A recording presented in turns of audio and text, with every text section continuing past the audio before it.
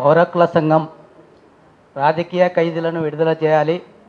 అదే రకంగా ప్రజా సంఘాలపై పెట్టిన అన్ని కేసులను తెలంగాణ ఉద్యమంలో పనిచేసినటువంటి కేసులు కూడా ఇంకా పోలేదు. వాటికి సంబంధించి కూడా అన్నీ ఎత్తివేయాలని పౌరకుల సంఘం చేసేదాన్ని మేము ఉద్యమపరంగా అభినందిస్తూ ఈరోజు తెలంగాణ రైతాంగ సమితిగా మా సంస్థ మాజీ అధ్యక్షుడు సాయన్నపై దాదాపు 10 కేసులు అక్రమ కేసులు పెడితే ఆయన ఇంటి దగ్గరనే ఉండడం జరిగింది. ఎందుకంటే ఉద్యమాలు చేస్తే మీ మీద కేసులు ఉంటాయి, మిమ్మల్ని అణచివేతం చేస్తాం అని చెప్తున్నారు. మళ్ళీ మీరైనా సక్రమంగా పాలన చేయాలి కదా.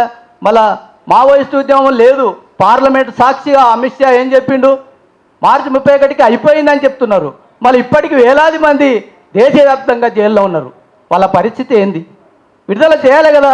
మీకు చిత్తశుద్ధి ఉంటే వెంటనే వేలాది మందిని విడుదల చేయాలని, అదే రకంగా మాపై పెట్టిన ఊబా కేసులను వెంటనే వెత్తియాలని తెలియజేస్తూ మాకు ఇచ్చిన సమయాన్ని సద్వినియోగం చేసుకు ముగిస్తున్నా.